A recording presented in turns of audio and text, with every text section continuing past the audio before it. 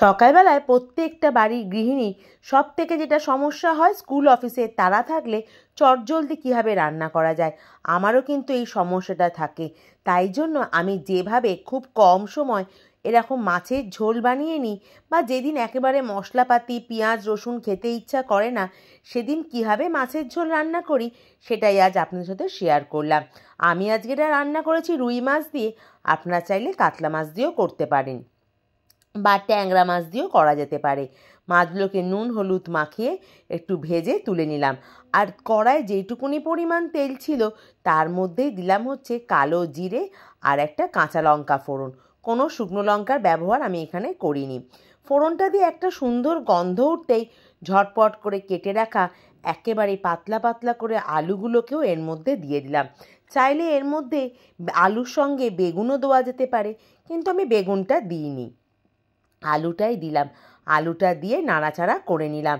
নুন কিন্তু দিইনি, কারণ নুন দিলেই সবজি থেকে জল ছাড়বে, ভাজাটা ভালো হবে না।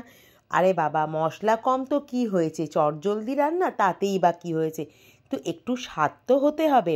যাই হোক, পাতলা করে কেটে রাখা আলুগুলোকে ওই অল্প তেলের মধ্যেই ওই মিডিয়াম আঁচে নাড়াচাড়া করেই দিয়ে দিলাম।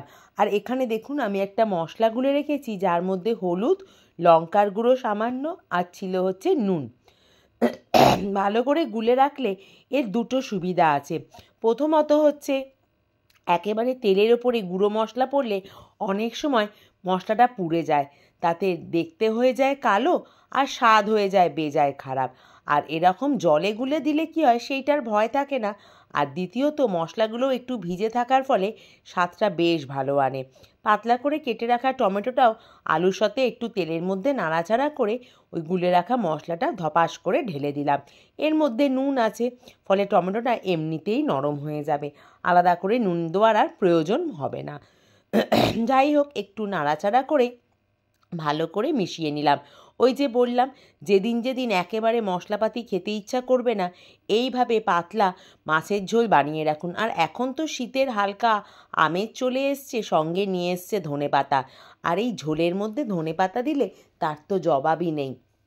একটু নাড়াচাড়া করেই দিয়ে দিলাম উষ্ণ গরম জল। এখানে গরম জলে ব্যবহারটা করলেই বেশি ভালো লাগে। ওই ঝোলটা অ্যাকচুয়ালি পানসা পানসা হয়ে যায় না, এই আর কি। ভালো করে ঝোলটা ফুটে উঠতেই দিয়ে দিলাম সামান্য কয়েকটা চিনির দানা, আর তার সঙ্গে লঙ্কা। ভাবছেন মাছের ঝোলে চিনি কে দেয়? আমি দিই ওই স্বাদের ব্যালেন্স করার জন্য। সঙ্গে দিলাম হচ্ছে ওই যে বললাম ফ্রেশ ধনেপাতা, সেইগুলো দিয়ে দিলাম মাছ। একটু 2 মিনিট মতন ফুটিয়ে নিয়েই, বেশিক্ষণ নাড়াচাড়া না করেই, ওপর থেকে দিলাম হচ্ছে বেশ কিছুটা সর্ষের তেল।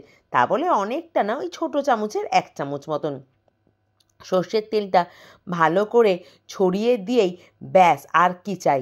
একটু কিছু সবজি সিদ্ধ দিয়ে দিন ভাতের মধ্যে, আর তার সঙ্গে রাখুন পাশে এরকম গরম গরম শীতের মাছের ঝোল, একেবারে যাকে বলা যায় বিনা মশলায় তৈরি। তাহলে খেয়ে দেখুন কেমন লাগে। আজ তাহলে আসি। ও একটা কথা, আমার এই ছোট ভিডিওগুলো যদি আপনাদের ভালো লেগে থাকে, তাহলে একটা ছোট্ট করে লাইক, সাবস্ক্রাইব আর বন্ধুদের সাথে শেয়ার করতে ভুলবেন না।